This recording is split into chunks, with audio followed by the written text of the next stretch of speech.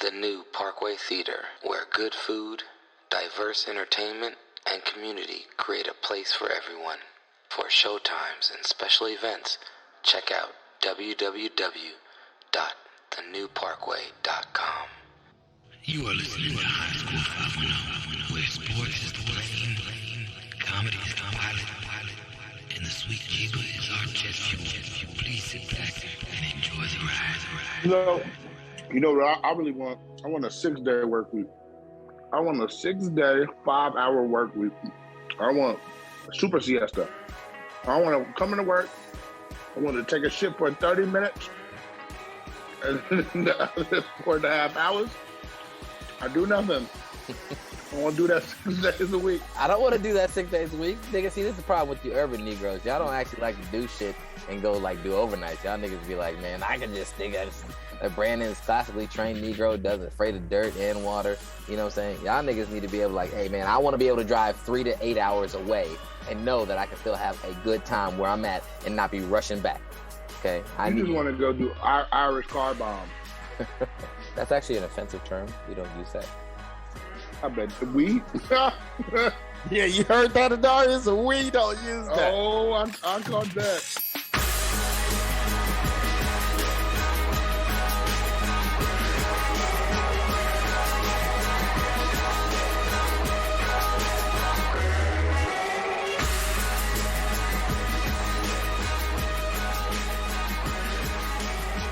Welcome, ladies and gentlemen. You are listening to the High Score 510 podcast. You can catch us at High Score 510 on the Instagram, the YouTube, and the Twitter. Also catch us on Patreon. Tap in. We got some new video content, bonus conversations, too spicy for our general episodes to be heard. So if you want to hear some of those other conversations, tap into patreon.com/High Score 510. And we are here with... This is AG3. Coming at you faster than me changing the channel during this NBA playoffs that Jared told me is going to be all exciting. Got nothing but blowouts. Benny, where's the hash? In the middle cabinet on the 3rd shelf. That's not hash, it's tuna fish. Well, shit, make some tuna then. You got to do something about them eyes, Benny. You got my mouth all ready for hash and eggs and you ain't got no hash. You can't keep fucking with me that way. Bitch, please. And we are here with... What's up, y'all? It's Adarius, a.k.a. Hold on, let me do that again. What's up, y'all? God dang. It's Adarius, clearing out my throat. Because I just had to pay my rent. A.k.a. smoking out with your mama or your auntie. My auntie ain't got no teeth, so feel free to smoke out with her. Because she already smoked her teeth out. Wrote a song about it. Like, here go. Fat back choked on a catfish. That stupid girl fed him the bone. Now you bear mind. All right. And my name is Jared, a.k.a. DJartt, with 2 T's for a double dose of that tink tink. The D is silent, so it's just Jart. I see some women can't do anything without a man. Why you lie to me? Don't you know that this kind of game only brings me and Jamaica closer and guarantee that you and I never get together again? Never! Well, for me to lie on you, I'd have to care about you. And believe me, I don't give a damn about neither one of y'all. Ain't that? That's why I wear my ring on the wrong finger, because I married the wrong woman. Hair look like the back of a toaster. Your mama.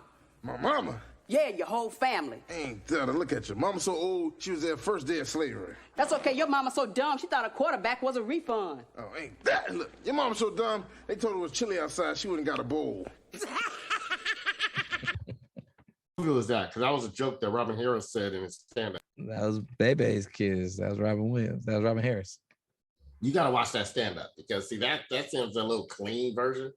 I seen it stand up back in the day, but I was young, so I have to rewatch it. But I did watch it. My dad he liked that shit. Dude, he was one of my best stand-up comedians to watch. Brandon said he died when he was 36. Nigga looked like he was 50. He did look old, man. That's that diabetes age you, man.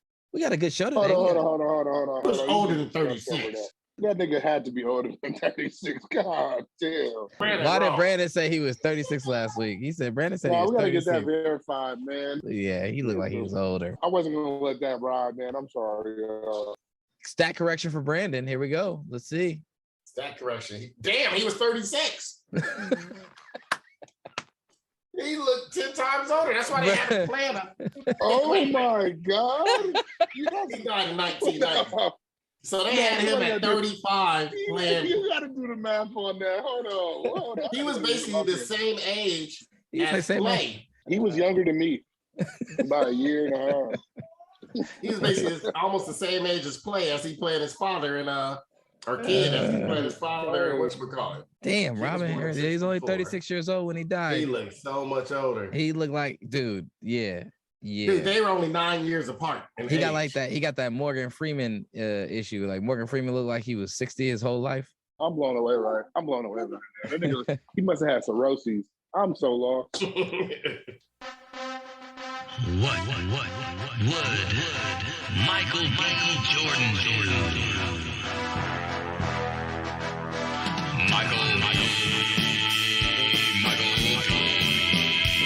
Kobe. Michael B. Jordan is preparing for a role for a Robin Harris biopic. What will Michael B. Jordan do? Well, first of all, he would choke himself so his eyeballs would pop out the back of his head and then back to the front. Second of all, I'm getting trolled right now. But yeah, man, the biopic's gonna be called BB's Kids. Michael B.B. Jordan's Kids. That's a good one. That's a good one. Probably tell the makeup artist, hey, you guys need to make sure you hire the person that did the makeup for Benjamin Button before I play this role. And then I'm gonna come out and act like Brad Pitt is Robin Harris. And I'm gonna say, everything's gonna be Irie, Jamaica. Everything's gonna be Irie. These baby kids, we don't die. We just multiply. In news this week, Metaverse company to offer immortality called Live Forever mode. Somnium Space is developing a way for people to talk to their loved ones even after they die. All it requires is massive amounts of personal data. What do you guys think about that? That's lit, nigga. I'm about to be trolling, nigga. You're gonna be trolling, but you're gonna be dead. That's what you think. That's what I'm saying. I'm cool. I'm living. If I'm still trolling you and you alive, I'm living, baby. This is gonna be a Darius's avatar. This is all it's gonna say. Fuck you. Ben's kids will be like, Papa Darius, how are you? What was it like growing up when you were a child? He's a slave. They're all slaves. 100%, nigga. I'm trying to be in the gulag forever, nigga. You're gonna hear Ben trolling a Darius while he's trolling you. Yeah, he's gonna be in the background of my recording. But yeah, so 5 years ago, Artur Saikov, his father was diagnosed with an aggressive form of cancer. It ultimately killed him, and he was devastated at the thought of his children growing up never knowing or meeting their grandfather. And so that inspired his work to develop a Live Forever mode. Guess what, Jared? His grandkids still not gonna be able to meet him. His ass is dead. That's just the same as a fucking recording on a record player. Have you guys seen that show Upload? I watched the first season with the Andy Allo, a fine ass. Yeah, she's fine. That show is super interesting, man. But I would sign up for that experience, man. Given the chance, I would ask people if they would be trying to kick it in the afterlife. If nothing nigga say no, I probably wouldn't do it. If nothing nigga say yeah, we on. Yeah. Jared say yes, and I'll be you and him, Darius. We'll be the first archetypes of niggas talking shit to each other, living forever. I will tell you this, Jared. I will tell whoever is programming my shit to stay far away from your shit. Keep me away from him. He's a slave. Sounds about right. It's a provocative thought, but Aaron, we talked about it a little bit. It seems for me like a very privileged thought of like, you know, in the show Upload, it was a haves and have-nots. People who are wealthy, they were able to upload your sentience and your consciousness, right? And there was that Johnny Depp movie, I think, and Ryan Reynolds movie where they're like, you know, uploading your mind and your spirit and soul. And so this isn't that. This is not that yet. It's basically just taking plenty of, it's basically watching you with the new AI that is able to learn, this new learning AI is able to learn your mannerisms, able to learn the words you like to use, your speech patterns, your idiosyncrasies, and then it's able to mimic them. And it says a lot of data. So basically just recording yourself and it recording you for probably thousands of hours. Oh, they're gonna want to know some personal shit too. Oh, they're gonna know some personal stuff. I'm sure they're gonna do some type of like shit where they're gonna do a quiz where they're gonna see how you know, what your decision making is like. How do you decide, you know, in these like kind of weird situations to kind of say, okay, this person's more of a selfish person, or this person's more, you know, selfless, or this person is more into material things, or is more into the abstract and experiences. And so they're gonna probably have that to build it out. But it's just gonna be crazy to see how this evolves, because once they get that down, you know, they're gonna try and actually like get people's like real minds. You know, you got motherfucking Elon Musk doing his goddamn Neuralink shit, and that's just the next gateway into like basically syncing your mind up with a computer program and then taking your literal mind into like, you know, saying computer generated you know, actions / you know, saying recordings and understandings and building out of a, you know, how a mind actually works. So it'll be interesting, man. I do see a future where this turns into something like Upload, where you're gonna have rich people paying to be basically actually literally their sentience moving on, not just a recording and a mimicked creation of us. Conspiracy Brother thinks it's coming soon, y'all. Better watch out. Small brother, am I gonna die? In other news, California is pushing for a 32-hour work week. A bill introduced would change the work week from a 40-hour work week to a 32-hour work week for companies with 500 employees or more. The bill, AB 2932. It states that 12 hours past a 32-hour work cutoff would require double the normal wage, and workers would not be docked pay for working less than 32 hours. What do you guys think about that? First, they need to make sure half these niggas got jobs out here and start robbing people. We're a long way from a 32-hour work week. Fools ain't working now. Yeah, man, you lose 8 hours a week, niggas ain't gonna have no socks. It was proposed by two Democrats, Christina Garcia and Evan Loeb, and it's being pitched at the federal level also under the Fair Labor Standards Act. About as good a chance that I got is hooking up with the Kardashian right now. Come on. You know, so many other places are starting to experiment with it and expand it, and places in Europe, Japan is basically mandating it. But Garcia said, we've had the 5-day work week since the Industrial Revolution, but we've had a lot of progress in society and we've had a lot of advancements. I think the pandemic right now allows the opportunity to rethink things and reimagine things. California Chamber of Commerce has called it a job killer and says that it would make hiring more expensive and lead to a drop in jobs across the state, though. So there is pushback against it. Lowe, the co-author, said the fact of the matter, and many companies are already doing this, and in other countries too. So I think this is the direction we're going. This is going to attract more employees to your company because it's undisputed workers are looking for more flexibility. Yeah, what do you guys think about this? Would you guys be down to be working only a 4-day work week or 32 hours a week for the same pay? Man, who wouldn't be down? But which employer is going to pay you to do less work?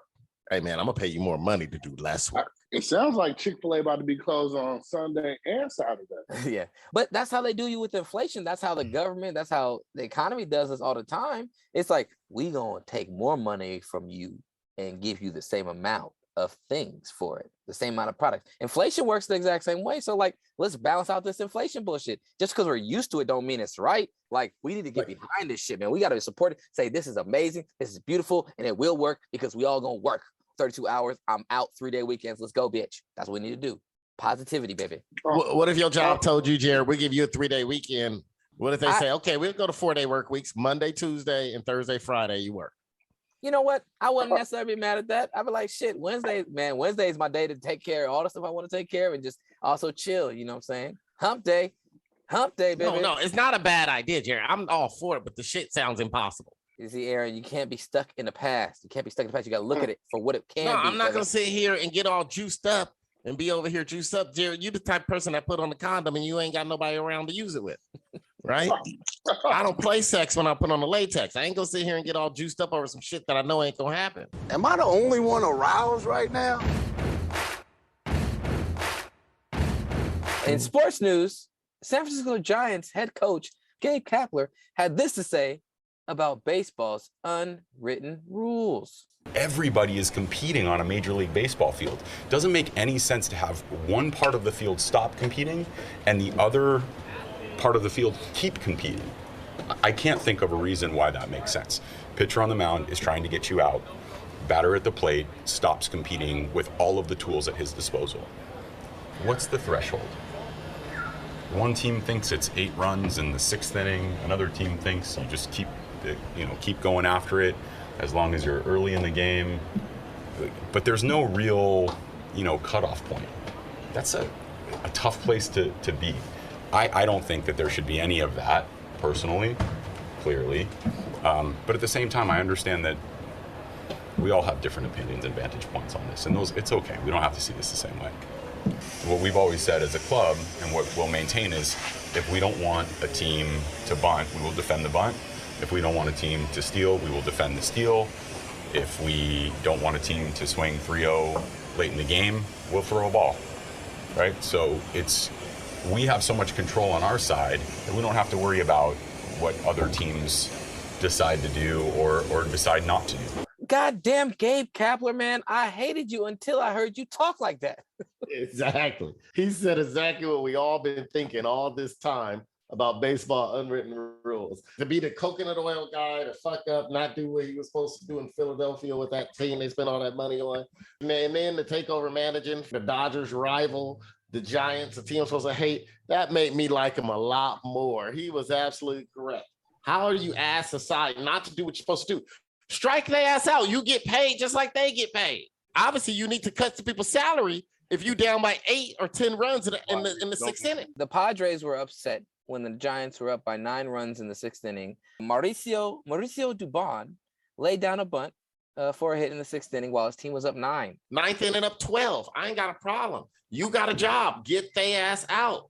They got a job. Get on base by any means necessary. Yeah, I loved hitting no matter what. And if I got a chance to hit or I knew I can get on base a certain way, like I just love being on the bases, man. So me as a baseball player, like if I'm up 20 or I'm down 20, I'm trying to get a hit, I'm trying to get on base, and I'm trying to score. That's what I'm there to do. And that's what makes the game fun, whether you're winning or losing. And if you're losing by a lot, you get a little bit of fun back out of it. And if you're up by a lot, it's like, shit, man, today is really our day, because it might not last. Have fun while you're at it, man. Baseball needs to get their head out their ass with all these unwritten rules. Unwritten rules ain't shit in baseball. I think the unwritten rules are mainly racially biased ways of trying to make the game less appealing for Black players or others to conform and join in the game without seeming even more odd. It's like they already black that skinned. Was true, Jared, but the problem was the South went ahead and just made some racial rules, right? No, I get that, but it's the layer of you have to deconstruct legislation. They wrote the laws that like separate but equal is not constitutionally okay. So now we need to like integrate. Everything needs to be integrated equally, but there was so much legislation ahead of time that wasn't able to just be deconstructed off the bat. Same thing here. Like the unwritten rules, though, like when they started letting Jackie Robinson's in, these unwritten rules are forms of unwritten legislation, though, that need to be deconstructed. And finally, somebody in 2020 motherfucking 2, after years of this disconnect between Latin players or players from other countries where baseball is celebrated and more fun, are struggling because these, homegrown good old boy Americans are all like, you don't play ball that way. And it's like, bruh, like you guys are perpetuating this old legislation that was meant to keep others out. It's like, y'all just buying into it. Y'all ain't racist. Y'all definitely racist. Maybe not bigoted, but you're racist because you're buying into racist methodologies to make it hard for other people to join this game. So fuck unwritten rules. Pedro is here. Pedro is here. He's on the road. Where art thou, Pedro? I'm in the foothills of Southern California. Are there white people there? Yeah, plenty of white people. Okay. Plenty of electric cars. Okay. Oh, so shit, I just ran over something. In other news, Cam Newton came out last week and said this. I had a perfect example of what a man was in my life by my father. My parents has been together for 36, 37 years now, and it's a beautiful thing. I grew up in a 3-parent household, my mom, my father, and my grandmother. And I knew what a woman was, not a bad bitch. Okay, what's the difference? A woman. Okay. A bad bitch is a person who's just, girl, I'm a bad bitch, I'm doing this, I'm doing that. I look the part, but I don't act the part. Okay. And it's a lot of women who are bad bitches, and I say bitches in a way not to degrade a woman, but just to go off the aesthetic of what they deem is a boss chick.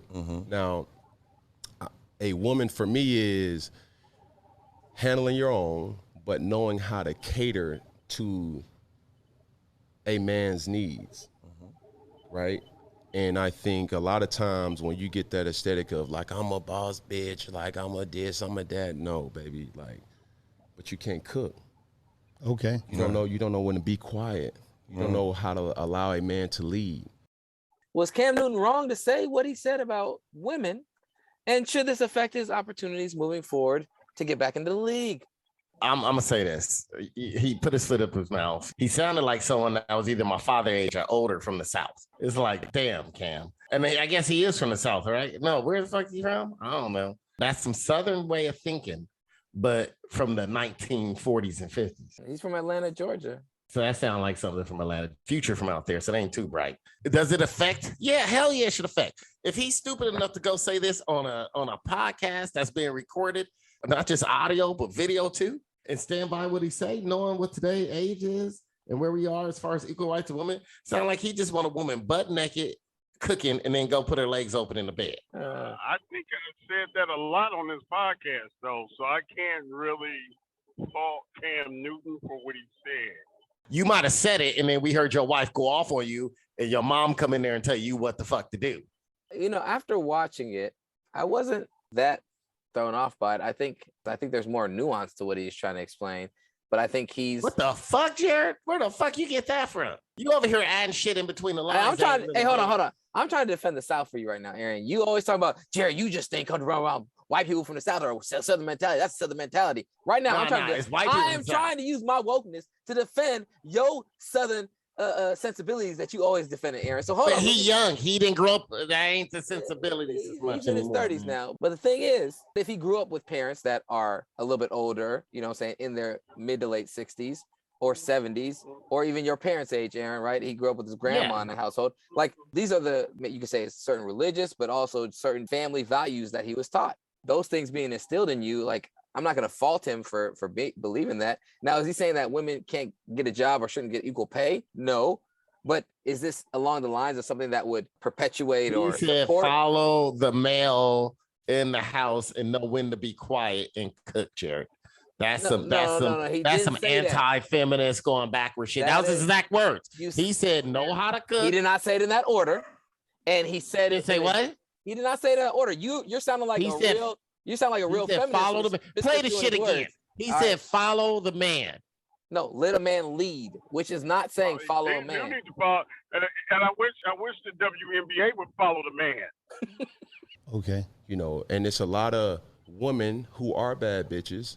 And I say bitches in a way, not to degrade a woman, but just to go off the aesthetic of what they deem is a boss chick. Now, a woman for me is handling your own, but knowing how to cater to a man's needs, right? And I think a lot of times when you get that aesthetic of like, I'm a boss bitch, like I'm a this, I'm a that, no, baby, like, but you can't cook. Okay. You don't know when to be quiet. You don't know how to allow a man to lead. What I'm getting from that, Aaron, is that he's saying, yes, he has maybe an older expectation of what a male, female, or a man and woman's, relationship should be like in the dynamic, but he's just saying like, know when to let a man lead. He wants a woman that can cook. I'm not saying he's super articulate and being able to like really tie it all together. What I'm getting from it is that he's saying, hey, this is the model that I grew up around. My parents, they've been married, they love each other for this long, and this is the dynamic they set forth for me. And this is what it should look like. And it's not that women can't talk. He said, know when to be quiet, just like when a man knows when they need to shut up too. It goes both ways. I think it goes both ways. Hey, maybe he should say that. He's just saying, this is what like I want out of a woman. And he said the whole thing about bad bitches. And like, that's like a thing where like, it's a self-identified for certain people, or it's a mantra, it's a song, part of like the culture, you know what I'm saying? And like, what is a bad bitch? And he's just like, he's not the person that necessarily is gonna be the greatest at breaking down what it means, but he's also talking about like, he's probably been around a lot of women who are what you would call bad bitches. Like the way he was able to flip and be like, I'm a bad bitch. Like he's mimicking what he's probably heard being Cam Newton, Heisman Trophy winner, Super Bowl runner-up, face of a franchise and face of football. He's getting all this superficial world in front of him, and really he just wants something that he can identify with, and he's not getting that. So if a white guy said, "Hey, I got a lot of black friends. I'm wondering why they do certain things, and it's not really for all black people, but I'm thinking about the ones that like, the niggas, and I don't mean that in a disrespectful way. Anytime you got to say I don't mean it in a disrespectful way or with all due respect, it means you're insulting somebody." Well, he was just quoting the bad bitch, and I thought him just saying bad bitches. He started off by saying, these bitches, and I don't mean bitches in a disrespectful way. He said bad bitches. He didn't say the bad bitch. The ones he didn't say. Aaron, you are sounding the like women that identify right as bad bitches, as boss bitches, or boss bitches. He said, these bitches. He's talking about. He did not say these bitches, bro. You didn't grow up in a family full of women, man. That shit wouldn't fly. What he said would not fly. Pedro also got a household full of black women. That shit would not fly.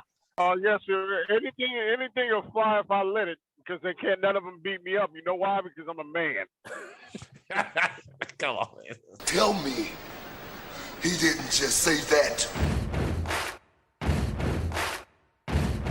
What up, High Score 510 fam? This is DJartt, and I just have a little message for you. I would like to tell you about our friends over at Newsly, an audio app for iOS and Androids. It picks up web articles, the most trending topics on the web, and reads them to you in a natural, beautiful human voice.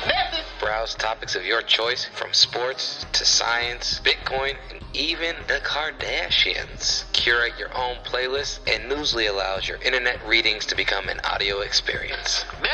Newsly even has podcasts. Explore trending podcasts from over 50 countries, including High Score 510. Download and use Newsly for all your listening needs from www.newsly.me, or click the link in our description. And be sure to use the promo code HighScore510. That will get you a free premium subscription for 1 month. It's about time you stop scrolling and start listening. Your mind, it is like a gun. And you want to load it up with little itty bitty bullets of knowledge.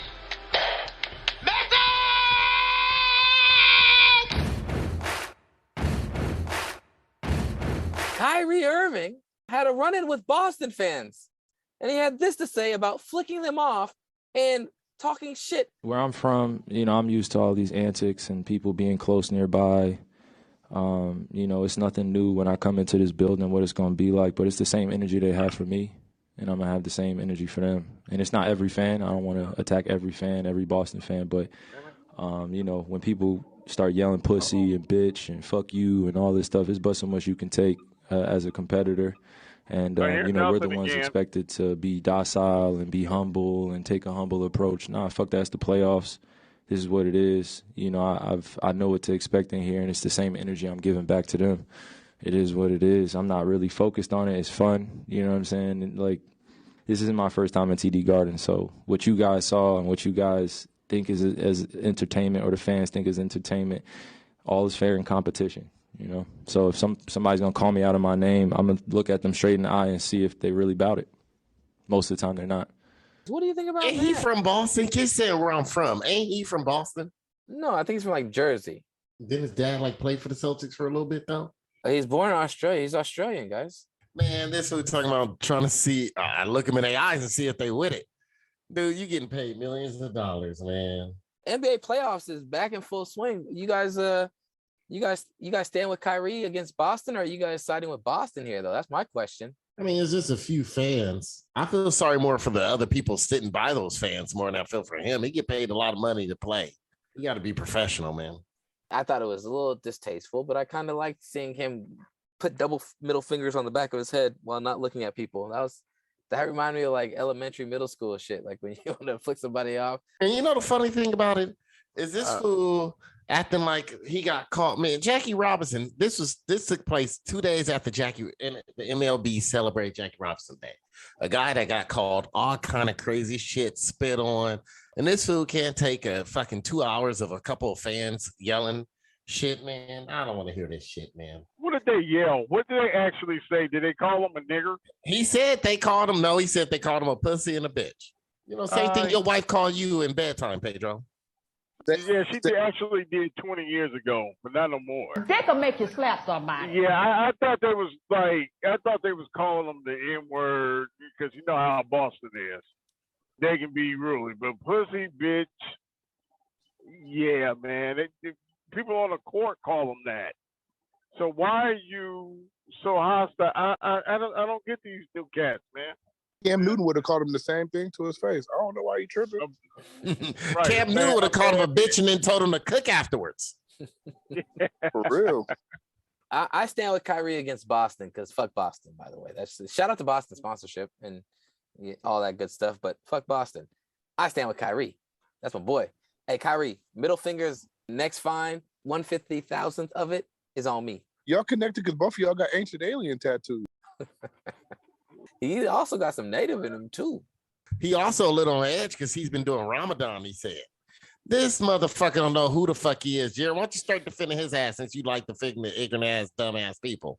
He should be your number one defendant. I am defending Kyrie Irving right now. The same person that burns sage and celebrate Ramadan at the same time and probably go out and get a pork sausage after the game. Well, we'll see what happens with the Boston and the Kyrie thing. It's getting spicy, but that leads me into more of the playoffs. The playoffs, NBA playoffs is here. The Warriors are playing the Nuggets, and it looks like they have a commanding lead after 2 blowout wins. What do you think the Warriors' ceiling is in this playoffs, and do you think they can get back to the finals? Yeah, they got a chance to win the whole thing. I'm actually surprised how Klay Thompson has been playing at the end of the season. Now, I'm glad to see it. Why are you surprised by it? He's been out for 2 years. Man, he had 2 opposite injuries. He had an injury on one leg and an injury on another. That usually doesn't bode well when it comes to recovery. But I'm just impressed, man. He's shooting that rock. He's not winded like he was, towards the middle of the season. I mean, he lit that last game. He lit the Pelicans up. I was loving it. The Warriors are looking quite impressive. And one thing that I thought was really going to be interesting was how well this team, molded together with Steph, Klay, and Draymond, not really having played meaningful minutes or any stretch of games in the last 2 whole seasons. Basically, it's been 2 years since the last time they were all healthy together, playing at a peak level. And that was with KD on the team and KD hurt, right? This is where we get to see, and I've been going back and forth with my buddies who are, super avid NBA fans. Shout out to John Vale and Raheel. But I told them Steph, Klay, and Draymond have as much to prove in this playoffs to me personally as they did 5 years ago, 6 years ago. No. Yeah, they do. No. Because if we look at them ascending to becoming the top team in basketball was something to prove. And that's a given year, you could be the best team in basketball and win, right? But then it was like, well, is this team good enough to be a dynasty? And they picked up KD, Aaron. So playing to your argument about them not actually getting to prove their type of... People keep trying to... Hold Hold on, Aaron. No, I'm bringing your own argument back to you and reflecting it so you can hear what I'm saying. But you've said that he ruined that process for you to be able to see them as if they were going to be a true dynasty. And it's over. The process was over. The process that was 3 years ago, man. That process is over. Because you know what? It was ruined already. Everyone's trying to act like, oh no, we reset it. We reset. Like that shit didn't happen. It happened. It was ruined. No, it happened. It's too late. No, it's someone pissed in the pie. It's ruined. But I'm not saying that I agree that tarnished that team's or that core's Draymond, Steph, and Klay ability to say, hey, we were a dynasty and we were able to run and with this core and be a championship caliber team. Like, what is it like? They can still say it. They just people don't respect them for it. No, I agree on that, Aaron. That's what I'm saying. It's like we can agree on that. But the thing is, now it's just them. It's them 3. They're the 3 alphas again. It's their team. But they lost for 3 fucking years, and they were lost able for to 2 years. They lost for, and they're 2 able years. to load up, man. And they're able to load really, up. I don't know how they loaded up. Well, because they got young talent, and because these fools basically gave up and were like, "Oh, we're not playing," and we got these people out. Steph basically missed the whole year Klay missed 2 whole years. That's what they did. And these people were able to sit there and develop their game more. And I give it up to the Warriors. They got a good culture. They can bring Wiggins in and say, no, we don't need you to be this. We need you to play harder defense and score this many points instead of trying to score that many. I give it up to the Warriors for that. I just don't want people using my words, trying to use my words against me. That shit has already been ruined, man. I'm telling you, for years, you get to watch a championship team, they win a title, and then the next year, they're always a little bit weaker. But they still either put forth their best effort. They got the championship moxie. We didn't get to see it. It was ruined by KD. They could call themselves a dynasty in a modern day. That is a dynasty. It's true. I don't think they have anything to prove now. I mean, to me, it's almost like they didn't get to do a hard reset. They got to do what other teams didn't get to do, which is the ability to not make the playoffs for 2 years and have a built-in excuse where it's like, okay, oh, we're okay with you not making the playoffs, right? If Shaq and Kobe didn't make the playoffs after they won those 3 titles, they didn't make the playoffs next year, they would have got fucking ridiculed and talk shit out of the league. But if Shaq or Kobe had gotten injured, Aaron, that's the level of injury that they dealt with. Aaron, injuries are part of the fucking game. No, but still, injuries are part of the game. I hate when people, everything in basketball, we have this built-in excuse for injuries. All right, but hold on. If Shaq or Kobe had gotten hurt, it would have been a mighty big excuse for them not to make the playoffs next year, bro. And they made the play. Without the playing games, they would have made the playoffs last year. So, yeah, 1 year they were bad because Steph and Klay basically missed the majority of the year. And then the next year they made the playing game where they were the 7th seed or the 8th seed. They would have been in under traditional rules, but they created a new playing system. So, yeah, they would have made the playoffs. So, like, that kind of moves that point. If Shaq or Kobe had gotten hurt, yeah, that's a reason not to make the playoffs. Here's a crazy thing. I'm about to break something on to you. Lakers' first title. Kobe got hurt. Missed the game in the finals. Played like shit the other 2 games after that. We're not talking about up and down the court. We're not talking about injuries where you can come back 24 hours later, dog. We're talking about he came back, but he was shitty in his comeback. Hold on, he Aaron, scored like 9 points in one game and 14 in another. He was shitty. Aaron, can I say this? Listen, I obviously disagree with Aaron greatly. But Aaron, I won't rebut everything you're saying. I actually think some of what you're saying is valid. But I will stand on this. The fact that they are in 3rd place in the West with Draymond, Steph, half of Klay, because remember, Klay only played maybe a 5th of this season. With that said, man, the Warriors prove now more than ever that they're a dynasty. They're not tarnished. They're strong. And they're building with a bunch of characters who are like, Juan Castanos, Toscanos. There's not too, he's good. He's good. I'll give him that. Jordan Poole is exceptional. They don't really have a cast around them, bro. So, like, I think they're deep. I think they're deep. You're tripping when they. I think they're just as deep as when they first won the title. The young talent but their depth is exactly as developed. It's young. It's not like what they had, bro. They still got some old niggas. I think they are deeper and more athletic and more talented than the first team that won. I think they're maybe more dynamic offensively, but I think that they're less versatile as an entire team. They have to win with what they know they can win with right now. They don't have the ability to. They're less skilled. Yeah, they are more athletic. You're probably right about that. They're less skilled than that original team. More athletic, but less skilled. I mean, think about Iguodala in that first championship year run, bro. He was like as slow as he is now, but was really calculated, like super calculated. So you're right, because they had Sean Levison, who was very skilled. And they had Barbosa, my boy Barbosa, who lost his speed, but he was still skillful. You're right. They were more skilled back then. They were pride in that like way of movement. I mean, they had 2 big second pass. But I think right now the fact that core 3 is able to do the things that they're doing with a new team of developing cast members, it's like, think about it. It took the Warriors as that core 5 seasons. They're doing it in 2. I don't want to take away from anything they've done this year. They've been a remarkable team. I just don't want people using my words and acting like this isn't the team that came off of losing LeBron James. Every time you see teams, especially since the 90s, when you win, you lose a little something. Players get paid. Players want to get paid. Even if it's someone like not so great, but he still added depth, like Tyronn Lue. Tyronn Lue made money off of Garden Iverson for 5 minutes, right? He had one good 5-minute stretch, maybe a couple in another game, but he kind of got lit up. But they were like, oh, he's a decent defender. He's smart. Guess what? he goes sign for a 3-year deal with Orlando for like 24 million, something he shouldn't have made. And so you see teams get weaker. The Warriors didn't get weaker, and it wasn't their fault. No one did nothing wrong. No one broke any laws. They lost players. No one broke any unwritten rules. They lost players after their title loss. They lost players, but then they ganked the second best player in the NBA. Kevin Durant brought on 2 straight titles, almost won a third if they didn't get hurt, right? That's why I agree with you, Aaron, that tarnished, because this core, these 3 guys, and we've talked about these 3 guys before extensively. But I'm saying these 3 guys should be going at it with some old ass, shitty ass player on their squad, but no, they're going at it with some young, great, developed talent because of their culture. Also, I don't want to take away from their culture. They helped develop Jordan Poole, but they also got shitload of draft picks here. That is shitload of draft picks. They got a couple picks that are playing for them or not playing. One of them's not even playing. But I'm saying no, one's not playing, but it's still wild. It's still this isn't a normal situation. No, but you have a normal circumstance to have these 3 players drafted to the same team that reach their peak of complementary elite skill sets.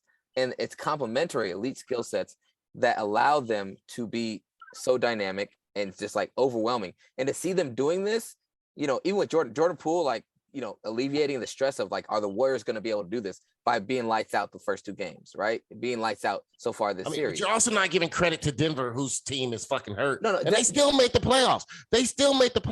Right, but what I'm saying, where the Warriors didn't make the playoffs for 2 years, Denver's still making the playoffs. They've been out their second and third best player for fucking the whole year, dude. But their number 1 best player, who's an MVP, has not missed any games in 5 years, and he's so he pulled it all. Yeah, he pulled it all together, man. No whiskey, yeah, that's tight. No excuses, man. Hold on. Let me just. No excuses. I'm talking about this singularity of these players, Aaron. 3 players that are unique, and their unique abilities all together are creating a unique era in this sport. Seeing them on the front end of it and seeing them develop to win their first title was tight. That was like pinnacle. Like, man, I saw a title. And then when they brought KD in, it was like, oh shit, like there's no point to watch. They're gonna dominate. But now they don't have KD. These 3 guys. I didn't watch any of them playoff series with KD. I think I watched the first series remember when McCollum said we're trying, Jennifer? Yeah. I watched that series because all the tried. But that's the thing, Aaron, I need you to get out of those emotions right now and just listen, because maybe this will help you a little bit. It just so you can see something, and like maybe it'll make you want to see what the Warriors can do, because you're getting to see these 3 guys who are at a later stage in their career. They're not the young guys who are fighting their way. They're the established guys, but they haven't been able to play together. Now they're finally able to play together, man. And they're finally going to say, hey, is what they really had that elite to where they can go through, they might have to go through KD and Kyrie. They might have to go through Giannis, who might be the new general of the league and have have all the titles potentially. Or they got to go through the Suns and the Chris Paul story. It's tight to see these 3 dudes at this stage now basically in a reset. 2 years apart, Jordan won 3 titles, went to go play baseball. If the Warriors win a title this year, if they were to win the title with this team, which they have probably maybe a couple more years left to actually be healthy and good enough, like then that erases the KD years for me. If they win a title, nothing can erase it. See, that's the thing I'm trying to get at here. Stop erasing history. Can win a title. You got CTR. What the fuck? He just said CTR. Oh, he said CTR. I just got it. People want to ask me all the time why I'm running. I'm sick and tired. I'm sick and tired of them wanting to teach CTR in school, critical race theory. Can you tell me what that means? What the hell is CTR? No. Does anybody know what that means? It doesn't erase the fact that Draymond Green was in the car after losing to LeBron after a 73-win team, in there crying, calling up KD and calling up Bob Myers and saying, we got to get him. Hopping on a private jet to Nantucket or wherever the fuck they went. Martha's Vineyard. That's where they went to get him. You can't erase that, Jared. No, I'm not saying that. If you were a 73-win team and you went out, and it'd be one thing if KD sought you out. I am not looking at those out. This is the problem. Those 3 guys were on the fucking plane, Jared. I'm not counting those titles, Aaron. I'm almost like that's a void. That's to the back. And what is CTR? When I grew up, we all American. Me, Draymond, Steph, Klay, Andre B.J.D.as. We're all American. It don't matter what color we are. We American, right, Trump? School. I still play for you Jersey Generals, don't I? In school. To round it all up, I agree with you about, and I was I was like identifying with you being upset and frustrated when the Warriors got KD. I was ruined down. basketball. No, and I agree with that. I agree it ruined basketball to a severe degree for a couple of years, right? The team that I got to watch become a great team and then wasn't able to. Oh, y'all lagging. I'm lagging. I'm probably lagging. I'm listening. Oh, I'm listening. The team that I got to see become that then was interrupted by a period where KD came, and like it was fun to watch for a little while, but I didn't really pay much attention because it's like they're gonna win a title for 3 seasons, right? And then they had the injuries. 3 seasons. Yada. But now these 3 guys are finally back where it's just them. It's been 5 seasons since it's just been. But it's these not 3 just them. But I know. But I would say that Sean Livingston, Andrew Bogut, David Lee, Barbosa, Harrison Barnes, Iguodala. Well, they have Iguodala now, older Iguodala. But those 5 different players are not on this team anymore. So they've had to develop some, and they got Andrew Wiggins in a trade. They signed Bielisa. They made injuries help develop them. But right now, you get to see the 3 alphas again. These 3 complementary, excellent parts in unison. Hopefully, but let's not act like the other guys are chopped liver, though. I'm not saying that those other guys will be. If you put any of those other guys on Denver, they would start over everybody except Joker. But what I'm saying is that, Aaron, you get to see these 3 parts finally and see the test. Are they able to run at full efficiency again? And the 3 of them, are they good enough to be the best? That's the question that has to be answered. And I would say there is doubt in that because it's been 5 years, 6 years since they lost to LeBron that one, since they proved that they were the best as just them 3 with the other complementary parts, which I understand what you're in 2015 saying. and 16, the complementary parts were just as good, if not better, than what they have now. You can't argue that. I understand what you're saying. My thing about it is just fuck Kevin Durant for ruining basketball. Cutty Corner Shoutouts. Cutty Corner Shoutouts is a segment in the show where everyone gets a chance to rant, complain, or talk about something that's pissing them off. You could also highlight something positive in the world. Cutty Corner Shoutouts. Cutty Corner Shoutouts. It's time. We're burning now. God, if you let it in, hell. So cold and bleeding now, now, now. I'm in for this, man. Gonna let you down. He had sex with my mama. We're broken people now. I just said I need a backy Darius, have you heard Brandon's new jingle? No, he got a jingle? No, the Mr. Varnetto's Neighborhood. You heard that one, right? I don't think you heard Mr. Varnetto's Neighborhood. You never heard of Mr. Varnetto's Neighborhood? He has a jingle where he gets to talk about neighborhood issues and give neighborly advice. Oh, we're here for another installment of Mr. Varnetto's Neighborhood. It's a beautiful day in the neighborhood. Brandon's got some neighbors. Could you shit in my yard? Oh, yes. Won't you be my nigga? Sound like a pet. Me and Brandon both agree. It sounds like a pedophile Mr. Rogers song. It's probably my favorite jingle of yours, Jared. That's A1. Wow. So anyways, Cutty Corner Shoutouts. Aaron, do you have a Cutty Corner Shoutout? My Cutty Corner Shoutout goes out to Pedro, Brandon, and Jared. All of them. Not a Darius, because Darius wasn't in on this change in time. In fact, Darius actually tried to work with every time that got changed this week. First of all, Jared told me our fantasy draft on Sunday wasn't going to take that long, even though it's an auction baseball draft of large rosters and 14 people in it. Just to let you know, I stayed on to the very end because I wanted to let him know what time shit in. It ended exactly 4 hours and 7 minutes was the fantasy draft. 4 hours and 7 minutes when it ended. And then he proceeded to say, all right, Aaron, let's do this podcast. I go on, I walk the dog, reset my computer, get everything ready to go, get my food. I'm like, okay, I'm ready. And all of a sudden, me and Jared just sitting there on the podcast by ourselves for about a good 20 minutes. So I got to stare at Jared here while he looking at his damn phone. Then all of a sudden, we get texts from Brandon and Pedro that say, can't make it today. Came all super late. Can't make it today. Easter. None of them gone to church in a long time. What's wrong with y'all niggas? What's wrong with you? That's my Cutty Corner shout out this week. It's the high score 510 Cutty Corner shout out. Everyone on it gets one, including myself. I don't remember a time where Jared wasn't lying to you niggas.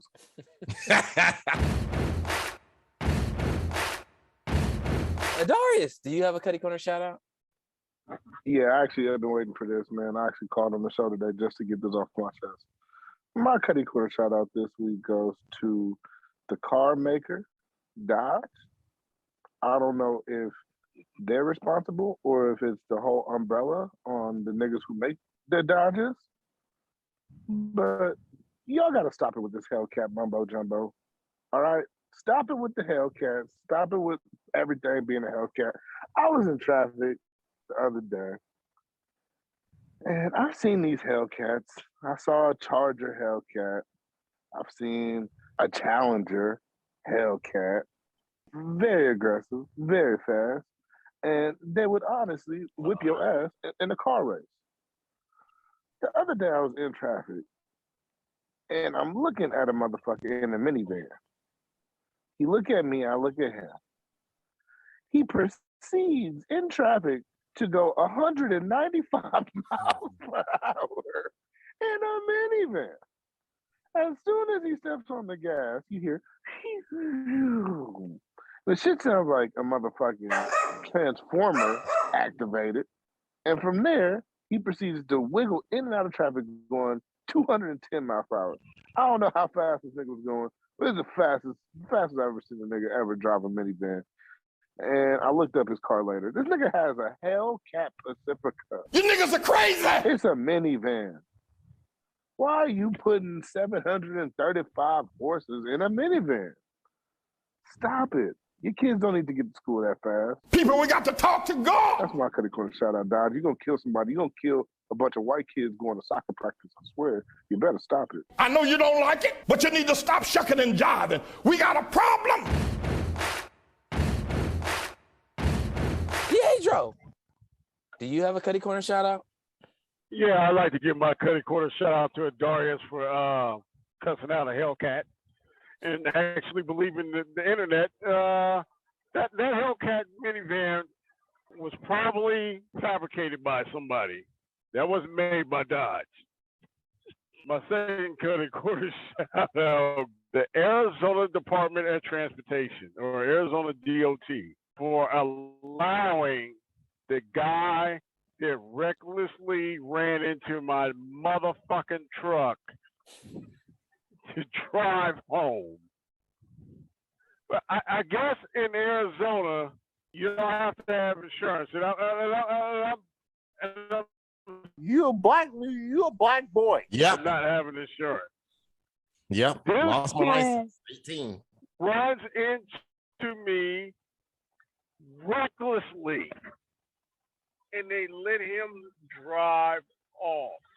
I know a lot of stuff last week was edited, Jared, so I'm just gonna call this guy a young kid that was trying to come up on a scam. Yeah, we're not gonna call him no street gangs that might murder us all. Yeah. Thank you for that. Don't have no fun. You ain't never lived unless a gangster chasing you. My Cutty Corner shout out goes out to Kim Kardashian for calling Kanye West crying about their son seeing an ad for her sex tape on the internet. You was farting in bathtubs and laughing your ass off. Didn't even know that happened. Would have been nice to get through life not knowing that. Apparently Saint was on Roblox, and somebody on the Roblox had made an ad for Kim Kardashian's sex tape. And he thought it was hilarious until Kim saw it, and she was devastated. But no worry, it was all captured on their TV show. So go on Hulu and check it out. Shout out sponsorship. But regardless of which, bitch, what did you expect? Your kids should not be on the internet. You are one of the main reasons why the internet got so filthy. You wonder why he gonna see your naked ass, your fat, thick, juicy, big titted, A buxom woman with big breasts? on the internet. You think he ain't gonna see that, man? And then you gonna call Kanye? Let Pete Davidson deal with this. You your new baby daddy? Let Pete Davidson and his weird ass vape pen in hand talk to the kids about what happened. He's like, you want to see what happened to me when I saw my mama having sex for the first time? It's what this tattoo on my inner thigh is for. That's probably what he'll say. He's a fucking idiot. He's kind of funny sometimes, but he's a fucking idiot. But I'm not even black. I'm made of chocolate. I like this story. Let me tell you something. These streets is gonna eat you alive, you chocolatey nigga. So, Kim Kardashian, get your shit together. You didn't expect to have your kids know and see about you. You built your whole goddamn empire. Auntie and other auntie are all rich because of my ass getting rammed from behind by Ray J. You didn't know that, baby? You didn't know how we made our millions? Oh, honey. It was a fruitful video. Let's just say that.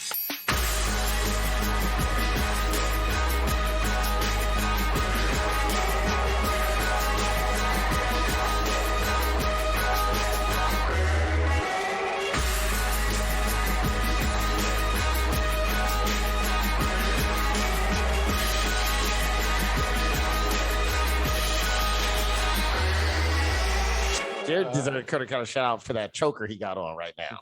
Yeah, the whole setup. My hairband. This nigga look like Sade's backup singer. You know what, Jared? Make sure you post a picture of what you wearing in us right now on the Zoom. Then people understand, and we won't get canceled for why Pedro said what he said. We understand now. This motherfucker over here looking like a mix between Shalimar, Mickey Free, and somebody on the Bad Boys of LA. Oh, speaking of that, real quick, shout out to Kurt Franklin's son, who's arrested for a murder. He had the car of somebody who had gone missing and is presumed dead. Driving in the car over there. I doubt he murdered somebody. He probably just bought the car. Who knows? I'm probably sleeping with the dude. Who knows? I don't know. I saw him fighting in that one clip. He didn't murder nobody. No, he didn't. Like I said, it might be somebody he's sleeping with about to murder somebody. And be like, oh, borrow my car this weekend. I'd be like, Your Honor, check. If I was his lawyer, I'd be like, Exhibit A. Exhibit A. Andrew C. Caldwell. And it's done. Andrew C. Caldwell show it to the court. That nigga ain't a murderer no more. He been delivered. I am delivered. He did say that with a little bit of bass in his voice, Jared. I'm delivered. Andrew C. Caldwell was like, I will represent you if you tell me these things. I said, women, I'm not gay. I would not date a man. I would not carry a purse. I would not put on makeup. I will love a woman. You got the isolated sound, but you got the one that sound like he's just talking to you, Jared. Yeah.